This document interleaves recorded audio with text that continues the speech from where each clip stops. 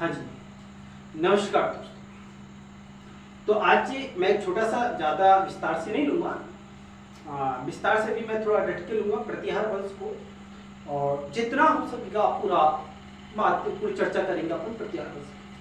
अभी मैं बात करूँगा नॉर्मल प्रतिहार, गुर्जर प्रतिहार वंश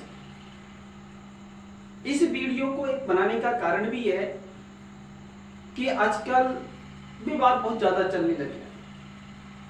हर महापुरुष के ऊपर विवाद चल रहा है, जातियों को उनमें जोड़ा जाता है।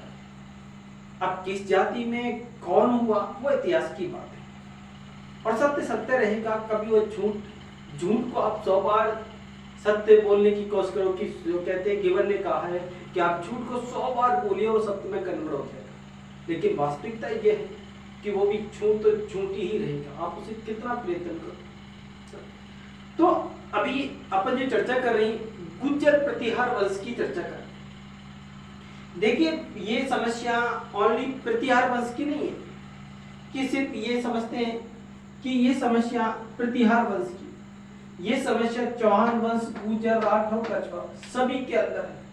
और ये सभी वंश किसके अंदर आते हैं? राजपूत राजवंश के अंदर आते हैं। ये जो समस्या है पूरे राजपूतों की समस्या। अब ये राजपूत जो वंश है वो कौन है, कहां से आए, क्या है? ये आए तो यहाँ राजा कैसे बने, कैसे शासक होते? क्या हिंदू संस्कृति, हिंदू समाज, हिंदुओं की सभी जातियां इन्हीं को राजा बनाएगी? क्यों बनाएगी? बाहर से आए बाहरी व्यक्ति को हमारे राजा बनाने की आदत पड़ गई क्या? अंग्रेज बाहर से आए उनको हमने राजा बना दिया, मुगल बाहर से आए मुगलों को राजा बना दिया, सुल्तान बाहर से सुल्तान। मतलब ये हिंदुस्तान के जो लोग हैं, हिंदुस्तान की जो जाति है वो ऐसी है कि वो सिर्फ और सिर्फ विदेशियों को ही शासक मानती है। वो स्वयं कभी शासन करना नहीं जानती और ना कभी शासन करती। इसका मतलब यही हुआ। और जब सभी ने यहाँ बाहर से आके शासन किया है तो राजपूत भी बाहर से आए थे, उन्होंने यहाँ शासन किया। प्रतिहार भी बाहर के हुए, उन्होंने भी यहाँ शासन किया। तो ये हिंदुस्तान सबकी बपौती बन गया, जो भी कहीं से आए और यहीं पे शासन करे, और वह यहाँ पर यहाँ के लोगों के अंदर कोई क्षमता नहीं। इसका मतलब ये हुआ जितने भी आप विदेशी इतिहासकारों को ले लीजिए वो सब राजपूतों को विदेशी बताते हैं। विदेशी जितने भी विदेशी, चाहे आप यूरोप के ले लीजिए, मुस्लिम इतिहासकार अलबरूनी से लेकर किसी भी आप इतिहासकार को ले, अरबिक देश के, अरब देश के जितने भी देश हैं आप उनको ले लीजिए, यूरोप के किसी भी विद्वान को ले लीजिए, कुछ भारतीय इतिहासकार जैसे कि उसमें D.R. भंडारकर आते हैं।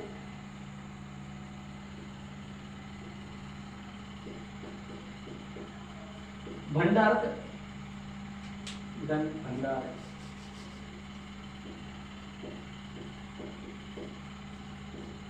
भंडारकर जैसे वो भी विदेशियों का समर्थन करते हैं कि राजपूत विदेशी। अब इनसे ऊपर आप इनको आर्य मानेंगे, आर्य की संतान मानोगे। अब बात आती है आर्य भी विदेशी है। तो इस देश का है कौन? होता ही है राजपूत विदेशी, आर्य विदेशी। जो भी यहाँ शासन किया, जो भी महान व्यक्ति बना, उसको विदेश से जोड़, ये फिक्स है। हड़प्पा सभ्यता को ले लियो, वो भी विदेशी यूनिवर्स है। इसका मतलब साफ साफ दिखता है कि जो भी यहाँ ताकतवर, जो भी अच्छी चीजें हैं वो सब विदेश से आई, जोड़ दिया। आई है नहीं आई, उसको जोड़ने में कोई दिक्कत नहीं। लेकिन आप जैसी भारतीय इतिहासकारों को उठाएंगे, ओझा, सीवी वैद्य, राष्ट्रवादी इतिहासकारों को, वो सब कहेंगे आर्य कहाँ के थे? वो भारतीय थे। अब जैसी भारतीय कहते हैं तो समस्याएं पैदा होती। राजपूत कौन थे? भारतीय थे।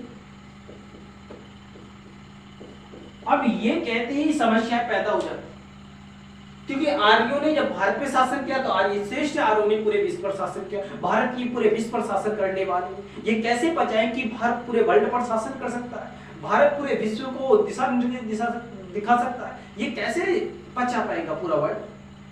इसलिए इसको क्या है कि विकृत कर दो, घुमा दो, मुद्दे से बिल्कुल हटा दो, जिससे कि लोग आपस में ही ये कहें कि नहीं ऐसा नहीं हो सकता। राजपूतों ने यह शासन किया, देश धर्म संस्कृति को माना, सनातन को बढ़ाया, अपने ही क्षेत्र को सोने की चिड़िया बनाया, उसको भी आप विदेशी घोषित कर।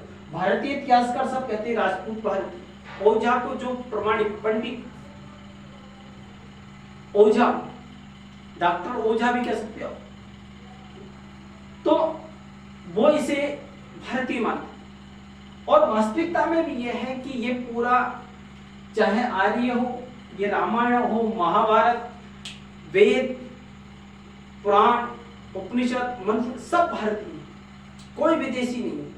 विदेश जब क्या लिखना नहीं सीखा था तब हमने उपनिषद लिखी और वेद लिखे थे, संसार की सबसे पुराने लिखित ग्रंथों में वेदों का सब वर्णन है। तो हम ये नहीं कि किसी विदेशी ने कुछ कहा हमने उसको तुरंत स्वीकार किया, उसके लिए पूर्ण तरह से प्रमाण तथ्य भी होने चाहिए, और प्रमाण तथ्य तो पर्याप्त नहीं है। अब बात करते हैं प्रतिहार वंश की। देखिए प्रतिहार वंश कौन है, किस जाति से है, इसके लिए भी अपन आगे चर्चा करेंगे। लेकिन मैं आपको बताता हूं जो प्रतिहार वंश है या उससे पहले का जो शासन काल है, प्रतिहार वंश या उससे पहले का जो शासन काल है, उस शासन एक काल है जिसको कहते हैं राजपूत का। क्या बोलते हैं? राजपूत का। राजपूत का। अब देखिए ये राजपूत काल कब का है, जिसको इतिहासकारों ने एक मत से कहा है कि ये राजपूत काल। उसका समय है 6वीं शताब्दी से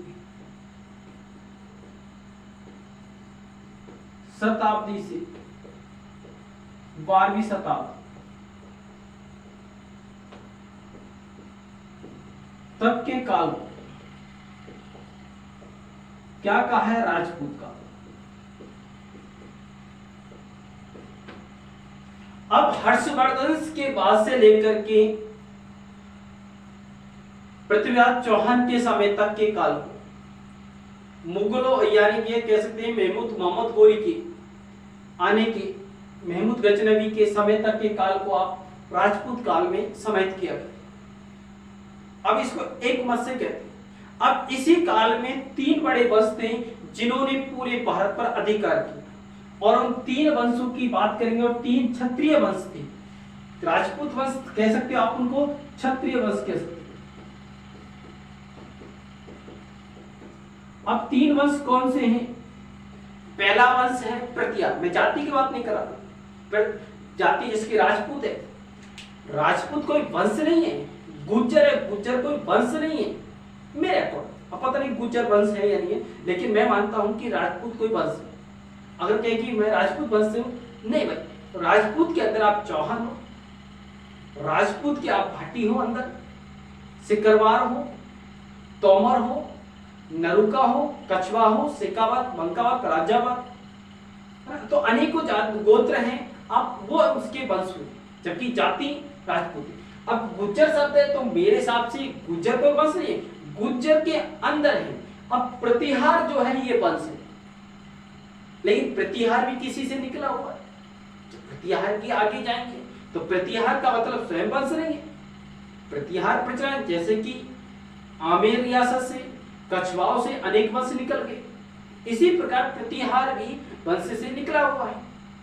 प्रतिहार का मतलब ये स्वयं प्रतिहार जो शासक हैं अपने आप को राम के, भगवान राम के छोटे भाई लक्ष्मण का जो वंशज मानते हैं, और लक्ष्मण स्वयं को भगवान राम के प्रतिहार मानते हैं। प्रतिहार का मतलब द्वारपाल रक्षक, सेवक के रूप। और इन प्रतिहारों ने भारत की सेवा की, और सेवा करने के कारण प्रतिहार है।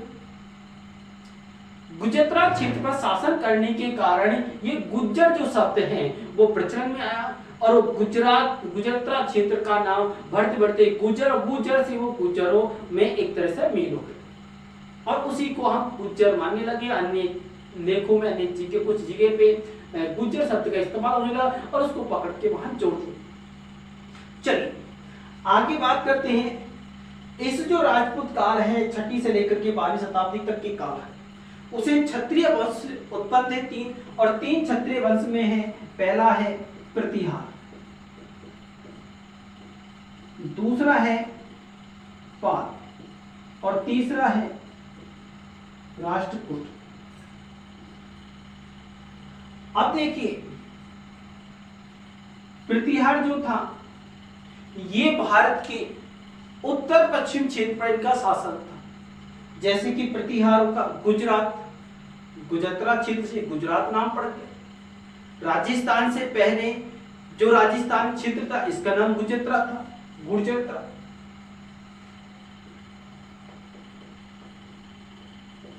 ये इसका नाम था। राजस्थान से पहले इस क्षेत्र पर प्रतिहारों का शासन था। उनकी राजधानी थी मंडौर या जोधपुर, बाड़मेर का ये क्षेत्र था, यहाँ राजधानी थी। तो इनका गुजरात, राजस्थान, हरियाणा, पंजाब, जम्मू यानी कि बहुत बड़े दिल्ली, यूपी आधा से यूपी, मध्य प्रदेश इनके अधिकार क्षेत्र में था। और इस पूरे क्षेत्र को गुजरात यानी गुजरात प्रशासन, इसलिए इनको गुज्जर प्रतिहार कहा जाएगा। जिस राज्य का राजा उस राज्य का उसका नाम देकर उसको प्रचार किया गया। और ज्यादातर प्रभाव यूं था गुजरात का गुज्जर प्रतिहार क्यों कहा गया, क्योंकि कन्नौज पर ये अधिकार के लिए तीनों राजवंशों में झगड़ा हो रहा था और उसमें प्रतिहार जीते। तो प्रतिहारों ने अपना शासन, जैसे भारत की विजय हो जाए तो भारत अपना नाम आगे रख दे। उसी प्रकार प्रतिहारों ने गुज्जर प्रतिहार शब्द को प्रमाणिकता दी और गुज्जर प्रतिहार से वो एक जाति विशेष का शब्द मान लिया गया।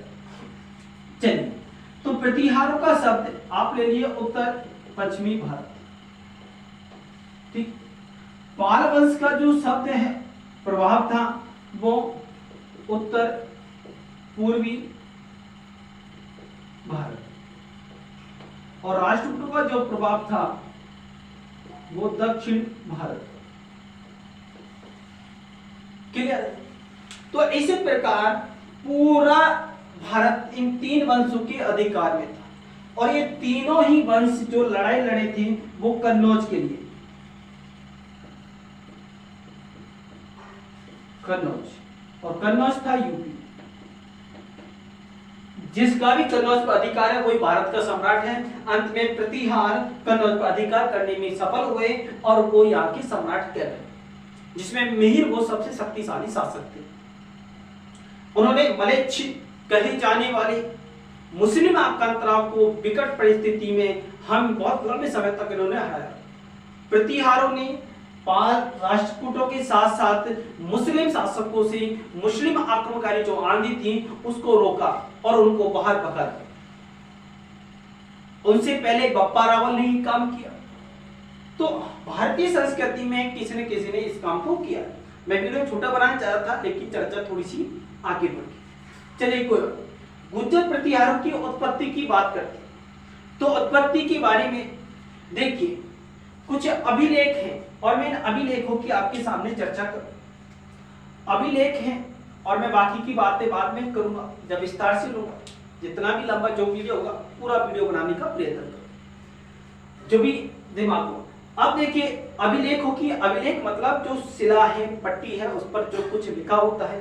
राजा महाराजा अपने समय के लेख अभिलेख लिखवाते थे और उनके बारे में वो लिखवा के छोड़ देते। वो आज तक सुरक्षित है, उन्हें ना गलाया, चलो उसको ना गलाया जा सकता है ना मिटाया जा सकता है। हाँ, को चला के मिटाने का प्रयत्न करे तो मिटा सकता है, लेकिन वैसे प्राकृतिक तौर पर कहते हैं आंधी का, तूफान का, वर्षा का, मेघ का जो है इनका कोई प्रभाव उस पर नहीं पड़ता, मतलब वो उससे भी सुरक्षित बचे। तो शिलालेख है अपने पास नीलकुंड शिलालेख, देवली शिलालेख, राघनपुर शिलालेख जो गुजरात में, करड़ा शिलालेख। अधिकतर जानकारी अभिलेख हमें राजस्थान मध्य प्रदेश के क्षेत्रों से मिलती है, ठीक है। अब इसमें देखिए ये जो अभिलेख हैं ये प्रतिहार वंश को गुज्जर प्रतिहार कहते हैं कि इसमें गुज्जर प्रतिहार लिखा हुआ है, ऐसा हमें किताबों में मिलता है। आगे देखते हैं, एक अभिलेख मिला है हमें मिहिर भोज का, जिसके बारे में विवाद चल रहा है। राजा मिहिर भोज, इन्होंने एक अभिलेख ग्वालियर जो है एमपी में, वहां एक अभिलेख को स्थापित करवाया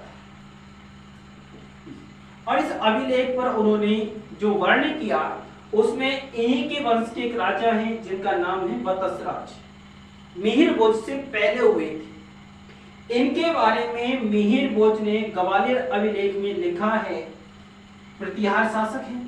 उन्होंने मिहिर भोज को कहा है विशुद्ध क्षत्रिय, क्षत्रिय ही नहीं विशुद्ध क्षत्रिय कहा, यानी पूर्ण रूप से क्षत्रिय। ऐसा स्वयं मिहिर भोज अपने वंश के अगले शासक को कहते। तो इसका मतलब इन्हीं के पिताजी, इन्हीं के दादाजी, इन्हीं के परिवार से मत्स्य राज्य के बाद में मिहिर भोज हुई, उन्हीं के वंश में। तो मतलब वंश तो एक है। जब मिहिर भोज अपने वंश के व्यक्ति को, राजा को, पूर्व राजा को विशुद्ध क्षत्रिय कहते हैं, मत्स्य राज्य को, तो स्वयं भी क्या हुए, विशुद्ध क्षत्रिय हो। यहीं पे बात क्लोज होनी चाहिए, लेकिन मैं उसको आगे ले जाता हूं।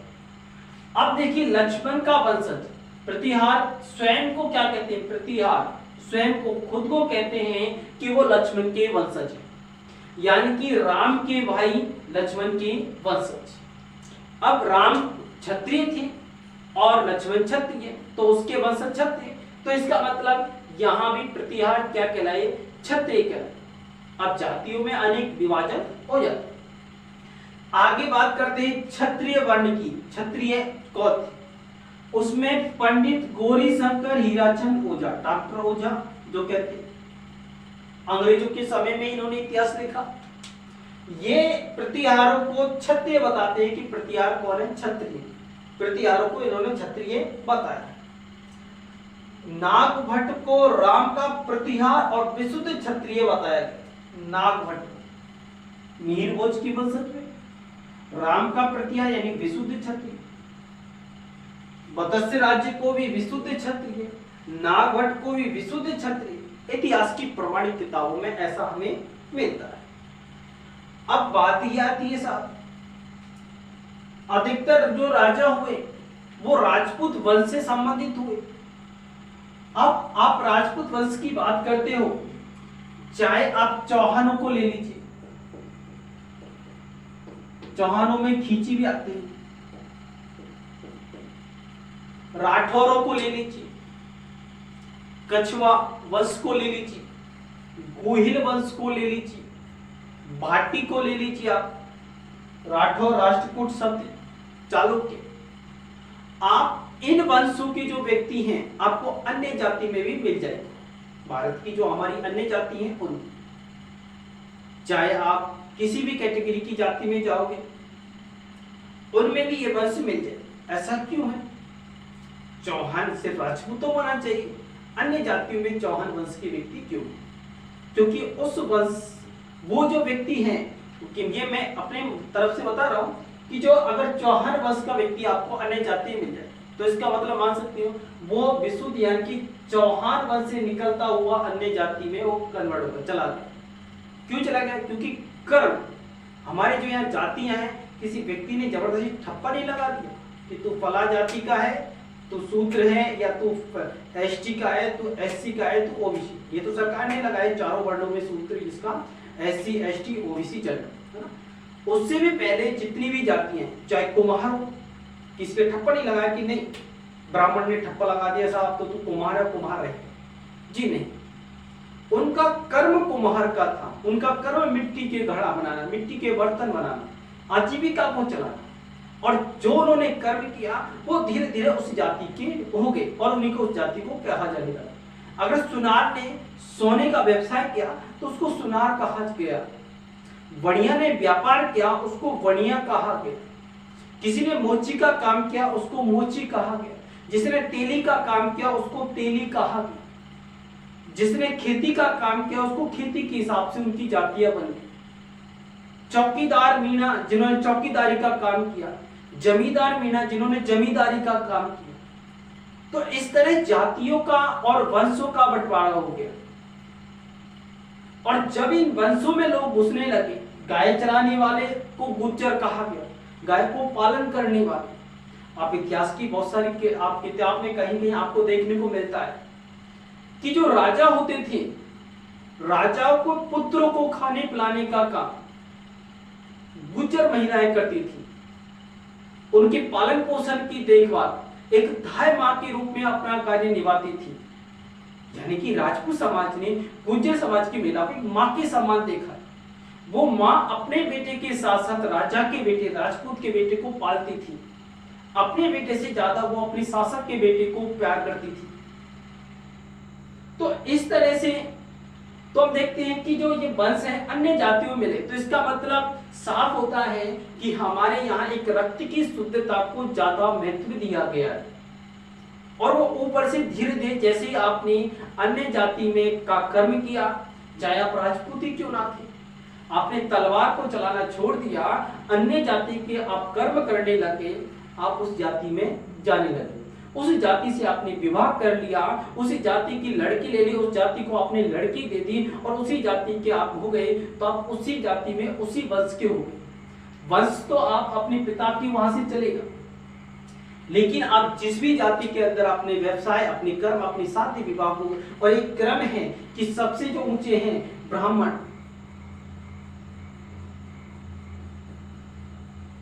ब्राह्मण से नीचे उतर सकता है व्यक्ति क्षत्रिय वर्ण में,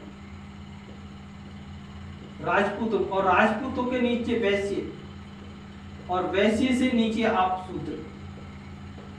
अब इन वर्णों में कोई भी व्यक्ति उतर सकता है। वैश्य वर्णियाओं में काफी हैं जो क्षत्रिय वर्ण से निकले हुए हैं। महावीर स्वामी जैन थे, कौन थे? क्षत्रिय थे, आज वो जैन कहलाते हैं। अब जैन कौन हो गए? वो क्षत्रिय हो गए, वो राजपूत हो गए। अब वो भी अपना लगा सकते हैं, कौन मना करेगा?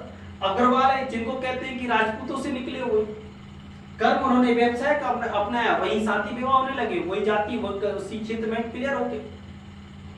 इससे भी नीचे व्यक्ति ने शादी विवाह सूत्रों में किया। शूद्र का मतलब यह है जो तीनों कर्मों को नहीं कर सकता, वो शूद्र कहलाया। किसी भी जाति का व्यक्ति हो, वर्ण की बात कर रहे, और वर्ण से जातियां बनी है, तो किसी ने ठप्पा नहीं लगाया कि जबरदस्ती की वो उसी जाति का हो गया।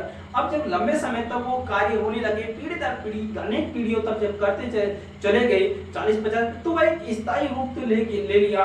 और उसके बाद जब मुगल आक्रमण हुआ तो जाति ने बहुत ज्यादा घृणा का रूप, जो कह सकते हैं, एक सनातन को बचाने के लिए बहुत ही मजबूती से उन्होंने अपना रूप स्थापित किया कि ये, और कहते हैं कि जो छुआछूत का ज्यादा पनपना हुआ वो विदेशी आक्रांताओं के काल में ज्यादा हुआ, कि धर्म को बचाने के लिए, अपने आप को, शुद्धता को बचाने के लिए। तो इस तरह से हम देखते हैं कि ये ऐसा स्वाभाविक हो सकता है। तो प्रतिहार वंश की अभी और चर्चा करेंगे। जितने भी जो विदेशी इतिहासकार हैं उन्होंने सबने प्रतिहारों को विदेशी बताया। राजस्थान में डी.आर. भंडारकर ने प्रतिहारों को विदेशी बताया। तो उनके मानने से ये तो नहीं 100% सत्य है और उनके इतिहास के, उनकी कही हुई बातों को सब व्यक्ति सही मानते हैं, नहीं। ज्यादातर प्रमाणिक जो इतिहासकार माने जाते हैं उनमें डी.आर. ओझा की बात को 80% से लेकर 90% तक लोग समर्थन करते हैं, जबकि बाकी अन्य की बात को समर्थन कम किया जाता है। विदेशी इतिहासकार की बात को तर्क जो देते हैं, कोई रीति रिवाज पर तर्क देता है, कोई शादी विवाह पर, कोई घोड़े पर, कोई कल्चर पर, वो सारे तर्क खंडित हो जाते हैं, उन पे कोई दम नहीं होती। और मेन दम इसमें इन्होंने जो इन्होंने कहा है वो वास्तव में या 100% भी कह सकते हो आप, लेकिन ये मजबूत तर्क होता है इनका और लोग मानते। तो आप देखना, मैं अगला वीडियो फिर लूंगा, विस्तार से पूरा एक शोध के अनुसार बात करेंगे, ठीक है।